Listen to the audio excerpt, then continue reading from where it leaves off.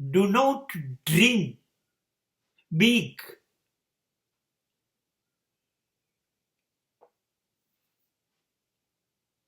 Not only happiness,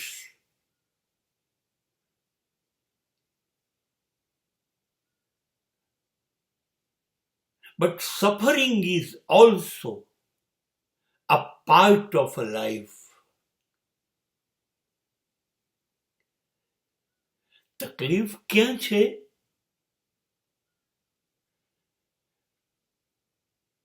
આપણા સ્વપ્ન ક્યારેય નાના હોતા નથી. અંતિમ હદ સુધી આપણું સ્વપ્ન આપણે ફેલાવીએ છીએ.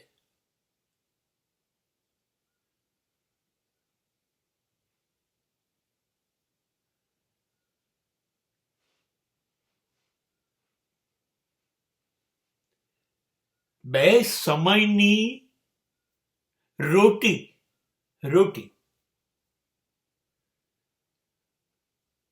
બે ટંકના ભાખરી શાક એ સ્વપ્ન છે નહીં આપણું.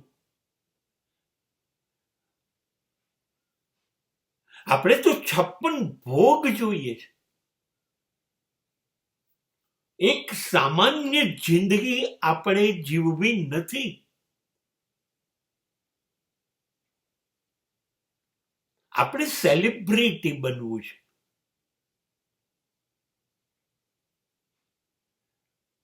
તમને રાષ્ટ્રપતિ કે વડાપ્રધાન જેવી સત્તા જોઈએ છે.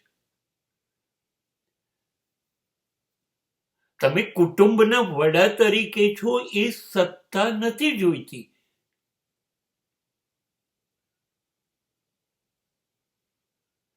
તમે સામાન્ય ધનિક તમારા શહેરના ગામના છો એ મંજૂર નથી.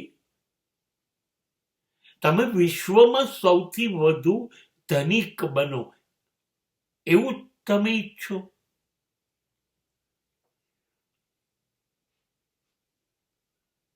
પાસ ક્લાસ માર્કથી પાસ થવાનું સ્વપ્ન તમારું નથી. તમારે 1 થી 10 પણ 1 નંબરની રેન્ક લાવવી છે.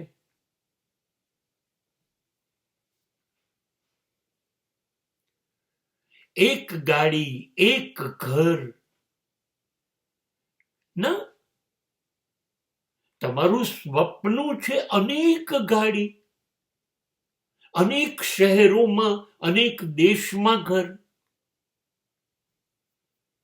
ગાડી થઈ ગઈ તો વિમાન નહીં. સ્વપ્ન હંમેશા એટલા મોટા. હા, પછી દોડ્યા કરો એને પૂરું કરવા.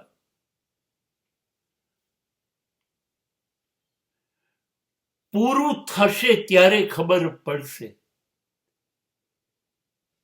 સ્વપ્ન કદાચ સિદ્ધ પણ કરી ગયા તો તમે કેટલા ખર્ચાઈ ગયા એ ક્યારે ખબર પડશે.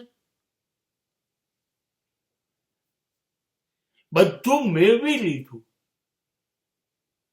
પછી શું મેળવ્યું?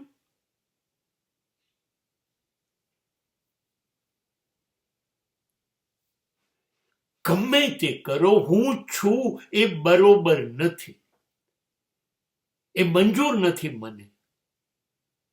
મને હજી એનાથી આગળ વધુ સુખી થવું છે. પ્રતિષ્ઠા જોઈએ છે, સુપરસ્ટાર થવું છે.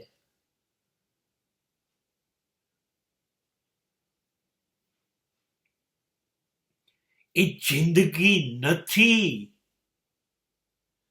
અને કદાચ મળી જાય તો જેને મળી છે એને કેટલી પીડા થઈ એનો તમને અંદાજ નથી.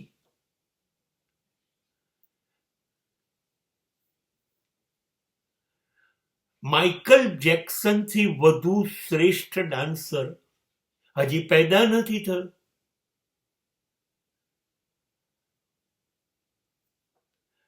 મેરિલિન મનરોથી વધુ સુંદર સ્ત્રી પેદા નથી થઈ.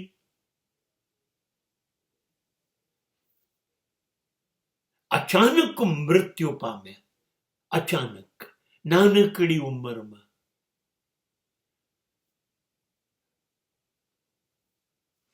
કેમ કે ત્યાં શ્રેષ્ઠ બનવા માટેની પીડા એટલી બધી હતી, એટલી બધી પીડા હતી કે ત્યાં પહોંચ્યા પછી ભોગવી ના શકાય.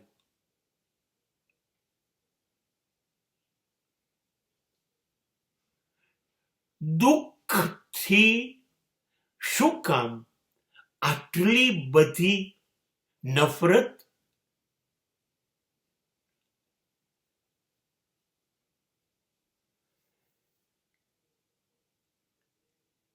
દુઃખ અને પીડા એ તો નસીબ છે.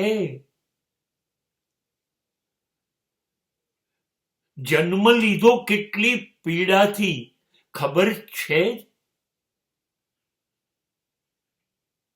9-10 મહિના અંધકારમાં લટકી રહ્યા અંદર. જીવ્યા, માએ શ્વાસ લીધો, માએ ખાધું, ત્યારે કેટલી પીડા પછી જન્મ મળ્યો.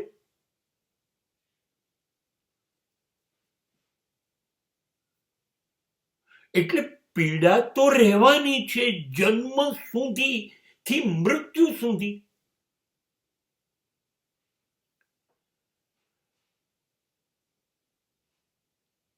અને જ્યારે જ્યારે તમે શ્રેષ્ઠતમ બનવાના પ્રયત્નો કરશો, ત્યારે ત્યાં પહોંચ્યા પછી ખબર પડશે કે આ પહોંચવાની પીડા કેટલી છે.